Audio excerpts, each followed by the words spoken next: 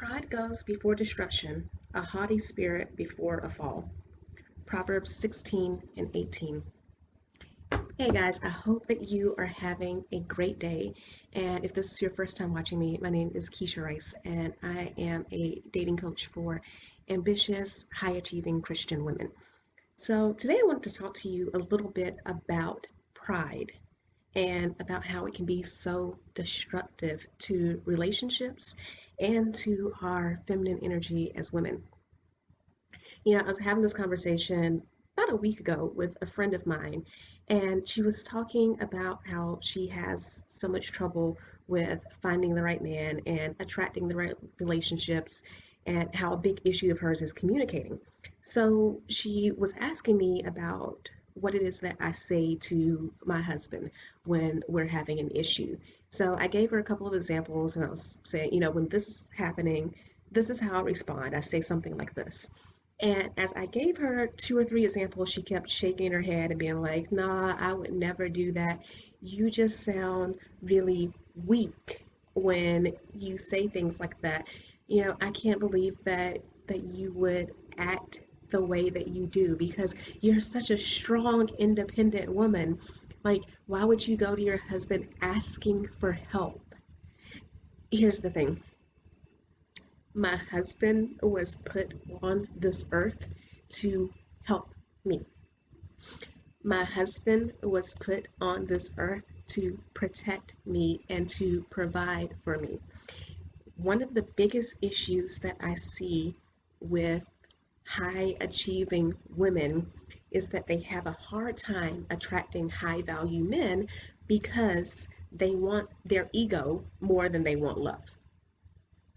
What I mean by this is instead of, approaching a man and showing vulnerability, being in a relationship and accepting the fact that that person is supposed to help you, that person is supposed to support you, problems come up and they want to stand in ego. They want to come off as strong and fierce and powerful. And what happens is they end up in a conversation with a man that they're dating and they suddenly become loud and extra out, as in, no, see, you don't understand. The problem is that you never do this, you never do that. That never works. I'm just going to be frank. That doesn't work in relationships because, first of all, men don't respond to that. They tune out. They just, they completely just shut out of the conversation. And this is not a knock on men, but one of the things that you have to understand about men is that shame is a real thing. And for a man, they easily become shamed when they feel like they are unable to make their woman happy. They easily become shamed when you start taking that tone and they feel inadequate. Because a good man, a high value man, a healthy man who's dealt with his issues wants a woman in his life so that he can support her, so that he can take care of her, so that he can cherish her. And when you come in with this attitude that everything has to be your way or the highway, you want it done like this, when you come in with an attitude of, I'm a strong, independent woman who doesn't need any help, when you come in with this attitude of when things don't go wrong or when things don't go right, I am going to make them right and I'm going to yell and scream until I make them right, what you do is you shame the person who was put in your life to be your partner. You shame the person who is there to love you. What sense does that make? Please tell me, what sense does that make?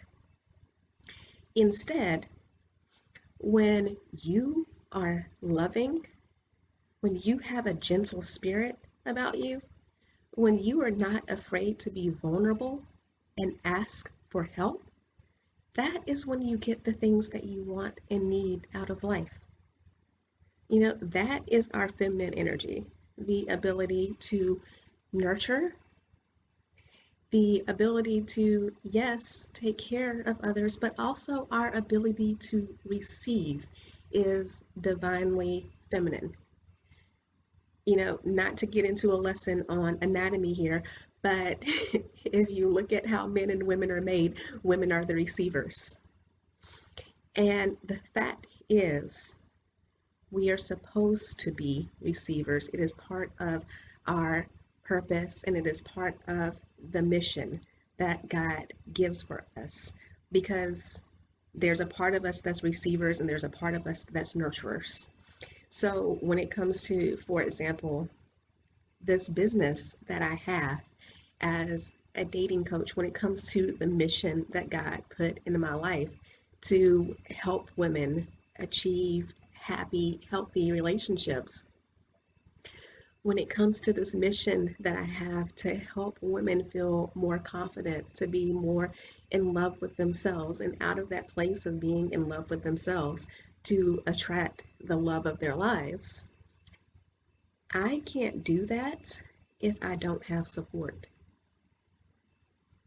I can't come and talk to you, and I can't serve you. I can't write posts for you on Facebook and Instagram and do videos on Facebook and Instagram and YouTube and post on my blog and work with my clients one on one. And I can't do those things if I'm constantly burnt out all the time. I can't come and love on you and give to you and answer the emails that I get and the DMs that I get if at the end of the day I'm exhausted all the time. So, yeah, in theory, I can do everything by myself. In theory, I can serve you guys, and for those of you who don't know, I'm also a freelance journalist. I can do that, and I can come home and do all the cooking and do all the cleaning and make sure that all the bills are handled single-handedly by myself. And I can make time for my family and my husband's family and run all the errands and go to the grocery store and all that good stuff. In theory, I can do all of that by myself, but I can't do it well unless I have support. There's a reason why my husband is in my life, because he supports me and my business. He supports my mission to be there for you guys. He does go to the grocery store more often than I do. He does cook and he does clean, and it's not him helping around the house, because I think that that is degrading to say that a man is helping around the house or that he's helping with kids. They're his kids too. It's his house too. He does those things in partnership with me. And that is what he's supposed to be, a partner. And when there are times that I feel like my needs are not getting met, or when there are times that burnout is starting to creep in and I'm feeling tired and I'm feeling exhausted, it is not my place to go to him in the spirit of haughty, in the spirit of ego, in the spirit of pissed off. It's not my place to go to him with, you know what, you need to do more because I'm doing this and I'm doing that and I'm a good woman and you need to honor that and you need to respect that and you need to appreciate what you have and you need to get up off this couch right now. That is not the spirit that I go to my husband in. The correct spirit is, hey, I appreciate everything that you do for me. I appreciate all the ways that you love me and that you cherish me and that you show that love. And right now, I am feeling a little tired. I'm feeling, a little bit exhausted. There's so much going on, and I would appreciate just a little bit more because, I know that you love and support me, and this is how I need that love and support right now. So I just want to leave you with this. You can have either your ego or you can have love and support, but you cannot have both. So choose which one is more important to you. I will talk to you all soon. Love you so much.